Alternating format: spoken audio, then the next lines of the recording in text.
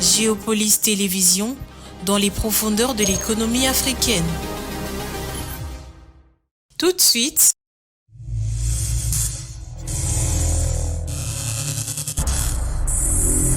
le journal.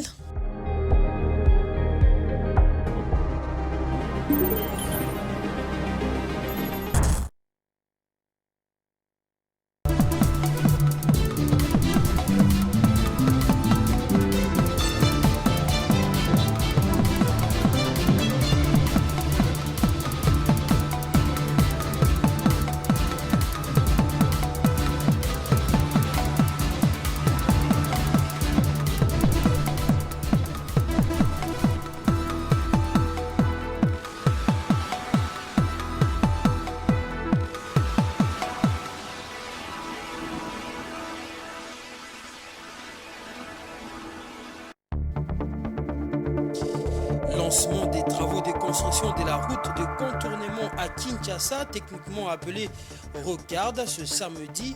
C'est le président de la République, Félix Tshisekedi, qui va lancer les travaux qui rentrent dans le cadre du contrat sino-congolais.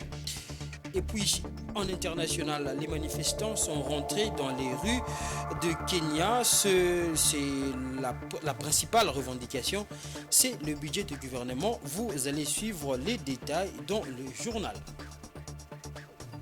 Il est temps de vous informer, mesdames et messieurs, bonsoir et bienvenue.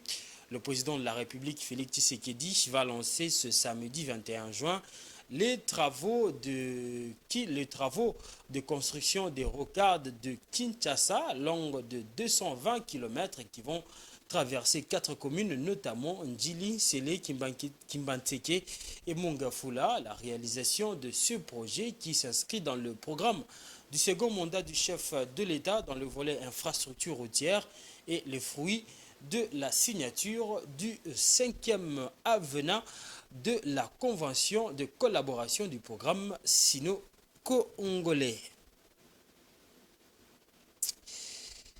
Et puis, la première ministre Judith Suminwa Tuluka a accordé ce jeudi 20 juin 2024 une série d'audiences à des diplomates représentant les Pays-Bas, la Chine, les États-Unis, dans le cadre du renforcement des relations bilatérales qui lient leur pays à la RDC. Ces ambassadeurs étaient venus présenter leur civilité à la nouvelle chef du gouvernement congolais et lui rassurer par la même occasion de leur disponibilité de travailler avec son équipe pour la réussite des objectifs fixés, notamment la pacification de l'Est du pays, suivi tour à tour les ambassadeurs de ces 3 pays après leur discussion avec la première ministre Judith Tuluka Suminwa. On a eu l'honneur de rencontrer Madame la Première ministre. C'était surtout une visite de courtoisie pour faire sa connaissance et aussi pour assurer l'appui du Pays-Bas dans le développement de l'RDC. On a discuté la situation à l'Est. On a discuté aussi un petit peu le programme du Pays-Bas à l'est du pays pour soutenir le peuple congolais et soutenir une solution politique. On a abordé surtout le sujet de l'amélioration des climats d'affaires. Le Pays-Bas préside un groupe des ambassadeurs qui accompagnent le gouvernement sur la feuille de route. Et on a vraiment discuté ensemble avec Madame la Première ministre les prochaines étapes de cette groupe pour le climat d'affaires. Suite à l'investiture du nouveau gouvernement congolais, je fais une visite auprès de Son Excellence Madame la Première ministre pour faire un panorama de la coopération entre la Chine et le Congo et notamment d'explorer de nouvelles perspectives de cette coopération. Elle couvre un large éventail de sujets allant des infrastructures, mines, jusqu'à l'énergie, l'agriculture et l'industrie.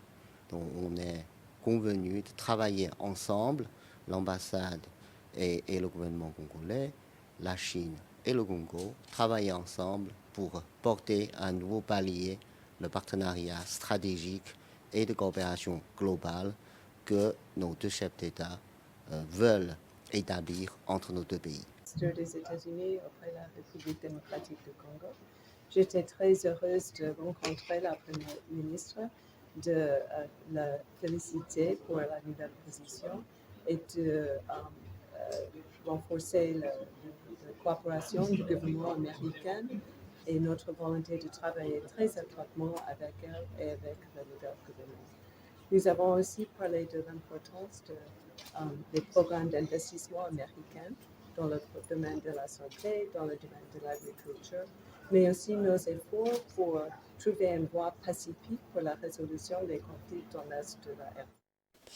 Et puis, à l'Assemblée provinciale de Kinshasa, une motion de défiance est en gestation contre le DG de la DGRK, Michel Moussaka, introduite par l'élu provincial Steven Kongolo. C'est en tout cas ce qu'a demandé l'auteur de la motion d'interpellation contre le DG de la DGRK. C'est ce après que le DG a repliqué aux différentes préoccupations des députés provinciaux qui lui ont soumises lors de la plénière du mercredi 19 juin après son audition devant la plénière. N'ayant pas été satisfait, il a transformé sa motion d'interpellation en une motion de défiance qui nécessite la signature de quelques députés provinciaux. Patience Lokike et Giscard Tamba étaient à l'Assemblée provinciale de Kinshasa.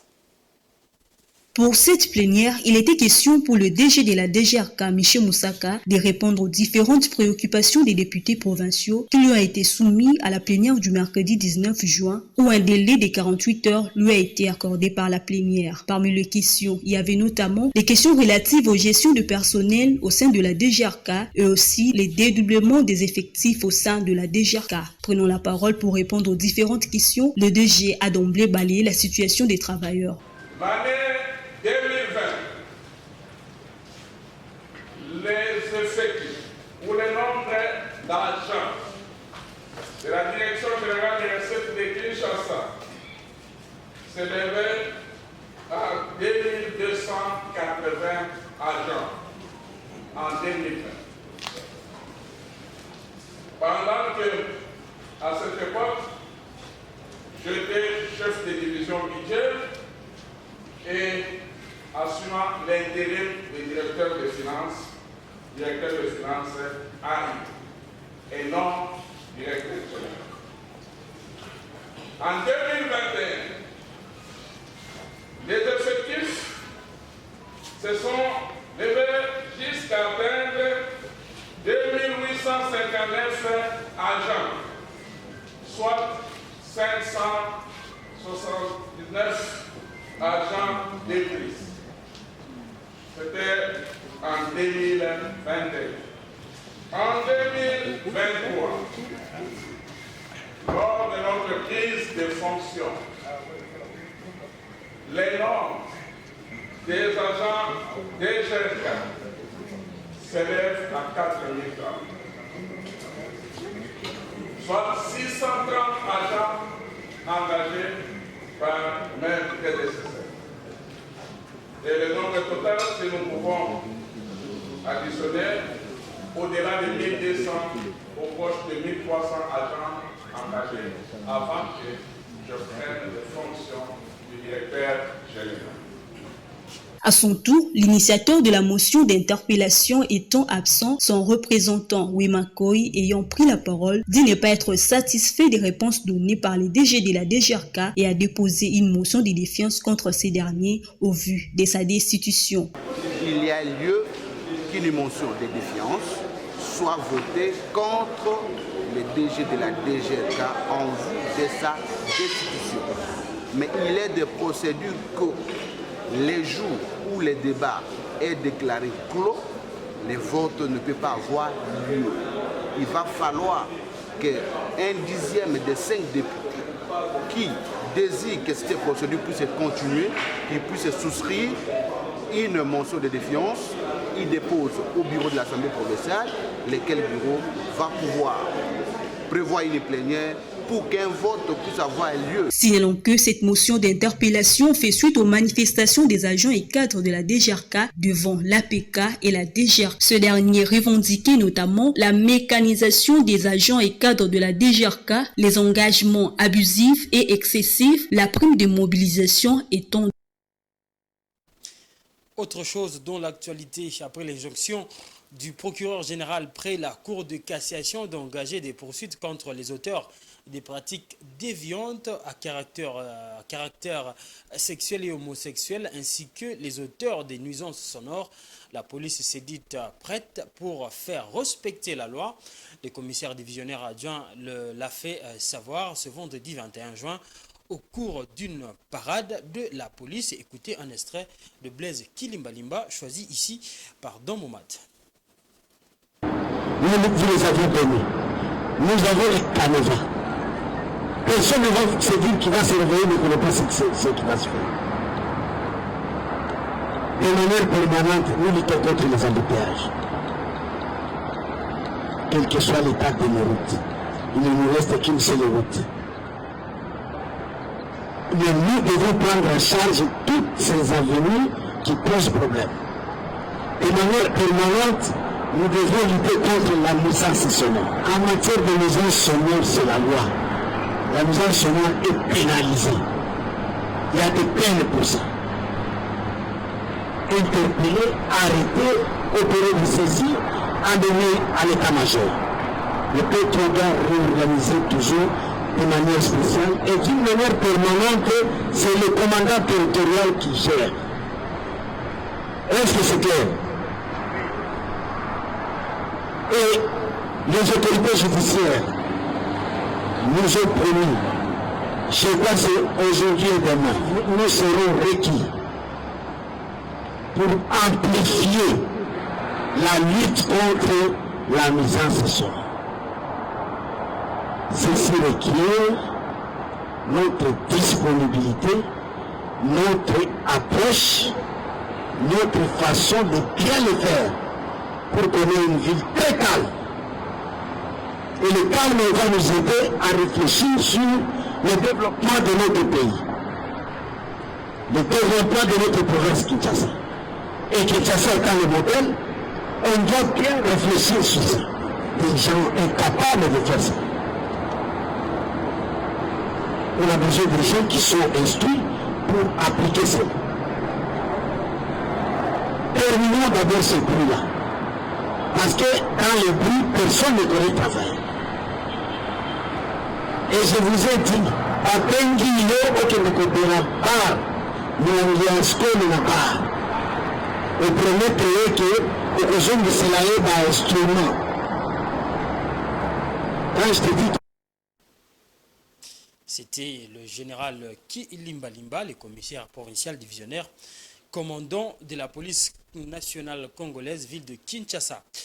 Le monde célèbre le 21 juin de chaque année la fête de la musique. À l'occasion de cette journée de la fête, pour cette année 2024, Géopolis a jugé qu'il était important de faire un état de lieu de la musique congolaise et son rôle dans la vie de tous les jours. D'où ces questions. Quelle est donc la place de la musique dans la société congolaise et dans quelle mesure elle peut contribuer au développement du peuple congolais? Jean Goubal, l'artiste musicien congolais, joint par Rachel Misenga, répond à ces questions.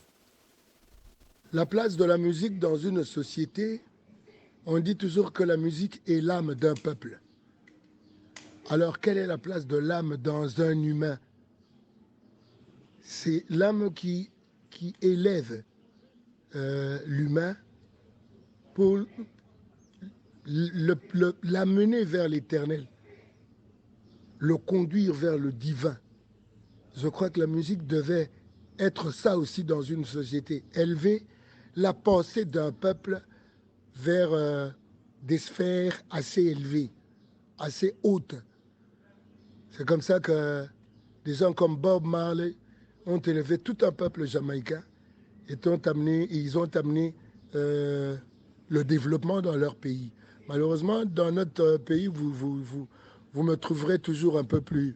je sais pas moi, on dira que Jean Goubal aura très sévère, mais il le faut. Notre musique n'est pas vraiment une musique de développement, c'est une musique d'abrutissement. Ndenge professeur Kamanando, imbécilisation collective du Congolais par la presse, la religion, la politique et surtout la musique, voire même Ngana Komo Baksa et l'université. Donc je crois que la place de la musique, il y a ça là, c'est d'élever un peuple. Mais est-ce que notre musique arrive à élever ce peuple? Est-ce que le contenu, nos contenus de musique peuvent faire de ce peuple congolais un peuple, il y a développement, nandiminante. Il faut que tout le monde mette sa main à la pâte. Il faut que tout le monde, on se dise, on dessine un projet pour l'homme congolais, toute la direction mais homme congolais, pour les générations présentes et les générations à venir. Quel contenu tout ça la banze monabiso pour nous préparer un peuple, il y a un zébi, il y a Boanyampe Mayele. Voilà, après la culture, on va parler du sport. Le ministre de ces secteurs, Didier Boudimbo-Toubwanga, a reçu jeudi au Stade des Martyrs les membres des différentes fédérations sportives du pays. Question de leur présenter sa vision à la tête de ce grand ministère. Le numéro 1 du sport congolais a par ailleurs demandé à ses hôtes de lui parvenir leur calendrier semestriel des compétitions nationales et internationales dans un délai très bien précis. Blessé de Kouzola pour les détails. Ainsi qu'il a promis, lors de sa prise de fonction, Didier Boudimbo-Toubwanga, ministre de Sport et Loisirs, a effectué une première rencontre avec le membre des fédérations sportives, avec à leur tête le comité olympique congolais. Première rencontre en guise de prise de contact entre le premier responsable du sport congolais et les mouvements sportifs. Occasion de saluer l'arrivée de Didier Boudimbo à la tête du ministère. Alors, il fallait vraiment que quelqu'un vienne prendre les rênes, la tête du ministère avec une ferme volonté politique de faire redémarrer les choses. Et son Excellence, Monsieur le ministre, nous a rassurés. Il n'est pas venu pour être le ministre de football, mais pour être le ministre des Sports. Au cours de son intervention, le nouveau patron des sports a donné ses premières directives aux responsables des fédérations sportives en sollicitant d'eux un rapport sur l'état des lieux de chacune d'elles ainsi qu'un calendrier semestriel des compétitions nationales et internationales de chaque fédération. Afin d'éviter l'improvisation, a dit Alain Badiassile, dans les 72 heures, il va falloir que chaque fédération fasse son état des lieux. Donc là, vraiment, c'était une prise de contact et après coup, dans les 72 heures qui suivent, il va falloir que chaque fédération puisse faire son état des lieux, lui faire parvenir pour lui permettre d'avoir une idée claire et précise sur la situation de chaque fédération. Ensuite, il a été question aussi qu'on puisse transmettre nos calendriers respectifs pour lui permettre, après coup, de faire rapport au chef de gouvernement, parce qu'il tient vraiment à ce que le mouvement sportif puisse redécoller. Le ministre a par ailleurs rappelé au mouvement sportif sa détermination à mettre fin aux fissures nées entre le ministère et les fédérations sportives avant d'appeler tous à travailler dans l'unité afin d'atteindre les objectifs, notamment la relance de Jeux congolais d'ici à 2025 et la célébration du cinquantenaire du combat du siècle entre Mohamed Ali et Georges Foreman, retenu comme objectif à moyen terme pouvant remettre le sport congolais sur le rail. Mesdames et messieurs, vous suivez la grande édition du journal sur Géopolis Télévision. On se place maintenant à la page internationale.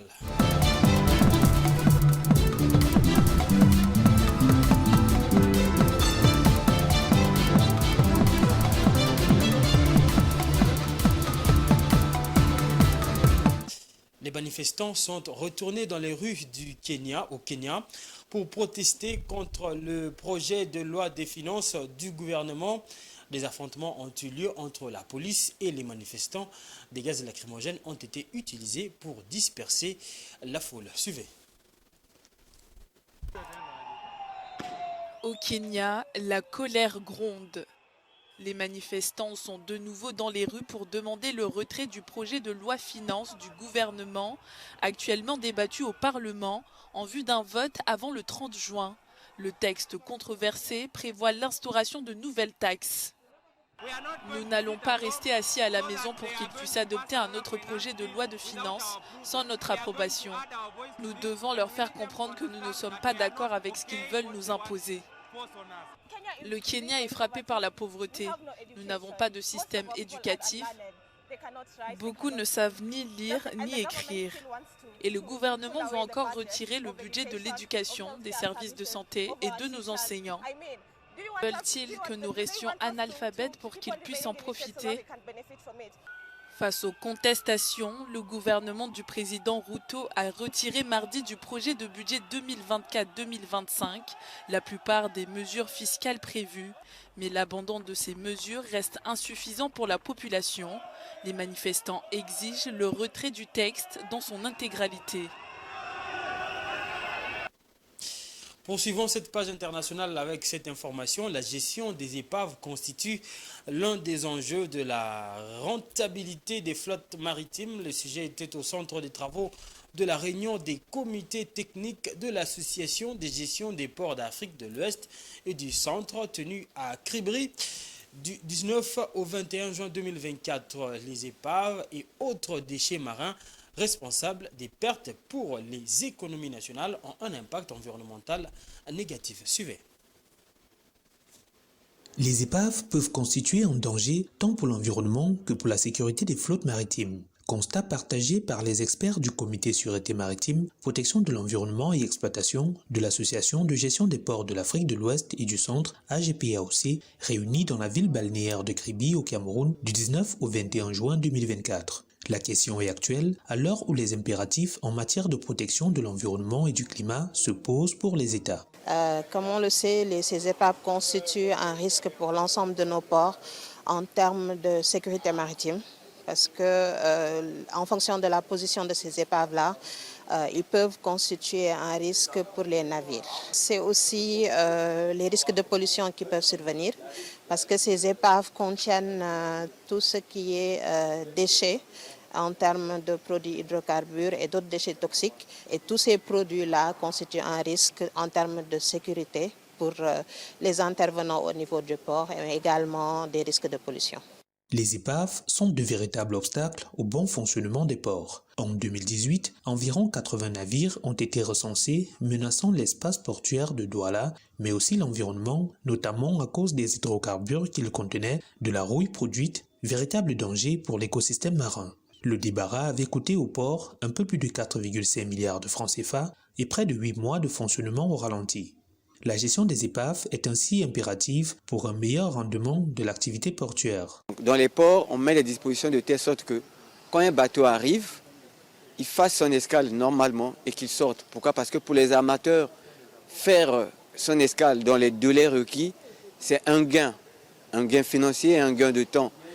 Il y a eu des cas d'accident, il y a eu des cas de retardement. C'est pour cela que la gestion des déchets des épaves est très importante pour les armateurs, pour les ports. Trouver des solutions en faveur du renforcement de la sécurité des personnes et des biens dans l'espace maritime, tout en protégeant l'écosystème marin, c'est l'objectif des réflexions que mène le Comité Sûreté Maritime et Environnement de l'AGPAOC. Les travaux devraient déboucher sur la proposition de nouvelles pratiques en matière de gestion des déchets marins. Et c'est la fin de ce journal. Avant de nous quitter, voici les rappels des titres. Lancement des travaux de construction de la route de contournement à Kinshasa, techniquement appelée Rocarde, ce samedi. C'est le président de la République, Félix Tshisekedi, qui va lancer ces travaux qui rentrent dans le cadre du contrat sino-congolais. Et puis au Kenya, les manifestants sont rentrés dans la rue. La principale revendication, c'est le budget du gouvernement. Vous avez suivi les détails dans ce journal. Voilà, c'est la fin de ce journal. Merci à vous, chers téléspectateurs, de l'avoir suivi. À nous revoir très prochainement. Au revoir.